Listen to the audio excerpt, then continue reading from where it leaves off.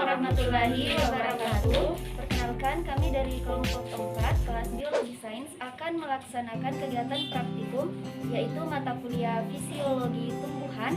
Adapun anggota dari kelompok kami yaitu saya sendiri Putri Ramadhani, saya Siti Fatimah Zahra, saya Hasliana. Saya Baiklah, langsung saja kita ke video pengamatannya.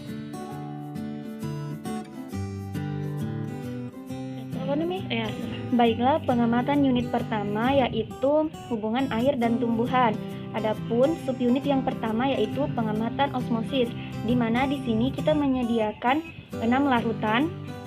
6 larutan itu terdiri atas larutan sukrosa di mana ada 0,8 molar, 1,00 molar, 0,4 molar, 0,2 dan ada air suling serta 0,6 molar. Kemudian adapun langkah kerjanya yaitu setelah kita menyiapkan ke-6 larutan ini, selanjutnya kita siapkan 6 buah potong kentang yang sudah kita potong dengan ukuran dan berat yang sama yaitu 1 gram. Setelah itu, masing-masing kentang ini kita masukkan ke dalam larutan.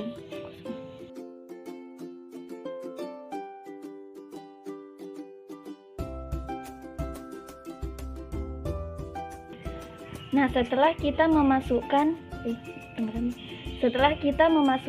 ke 6 buah kentang ini, kemudian kita diamkan selama 20 menit. Jadi kita sediakan stopwatch terlebih dahulu. Kemudian ketika sudah mencapai waktu 20 menit, selanjutnya kita melakukan pengamatan bagaimana tekstur kentang tersebut dan apakah terjadi perubahan pada kentang pada masing-masing larutan.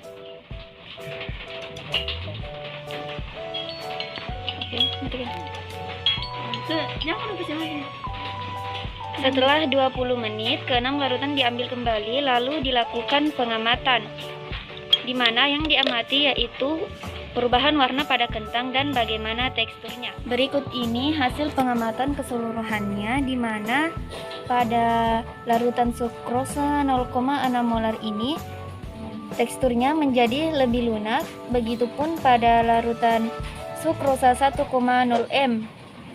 Namun pada air suling tidak terjadi perubahan warna, begitupun dengan teksturnya. Teksturnya menjadi lebih keras. Kemudian pada larutan 0,8 molar ini teksturnya lebih lunak dari sebelumnya. Begitupun dengan yang pada larutan 0,2 molar dan larutan pada 0,4 molar.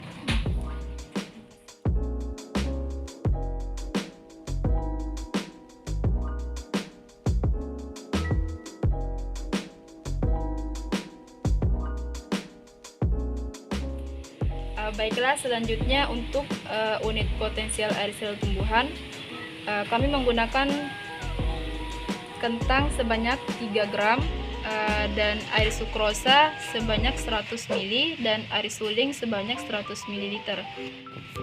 Selanjutnya masukkan kentang sebanyak 3 gram ke dalam air sukrosa. Selanjutnya kentang 3 gram ke dalam air suling. Kemudian tutup menggunakan plastik wrap.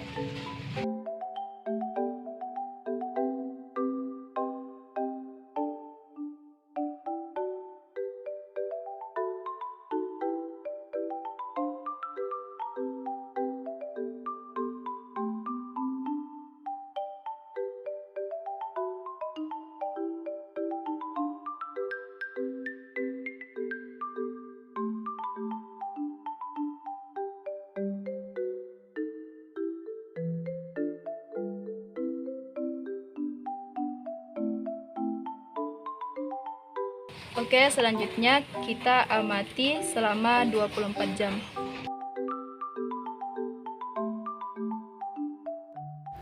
Setelah direndam selama beberapa jam, kentang dikeluarkan dari botol.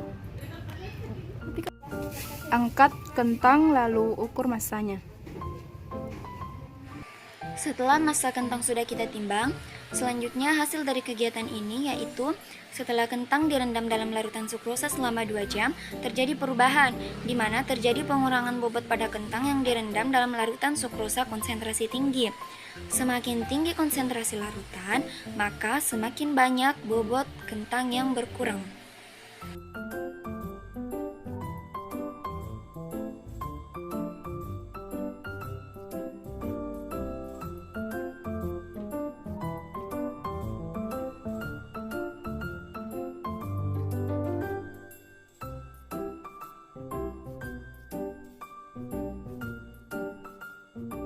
Pertama-tama tuang air ke dalam botol.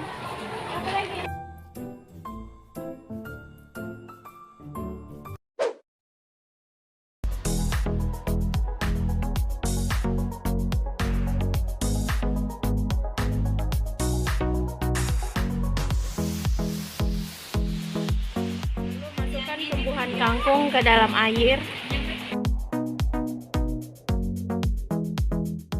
Tutup lubang pada botol dengan menggunakan kapas.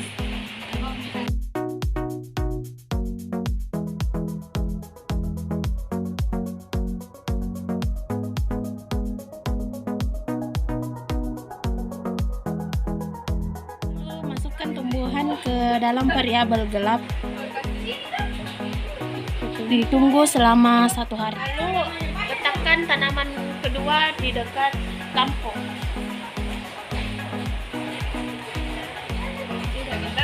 Lalu tanaman ketiga diletakkan di cahaya yang redup.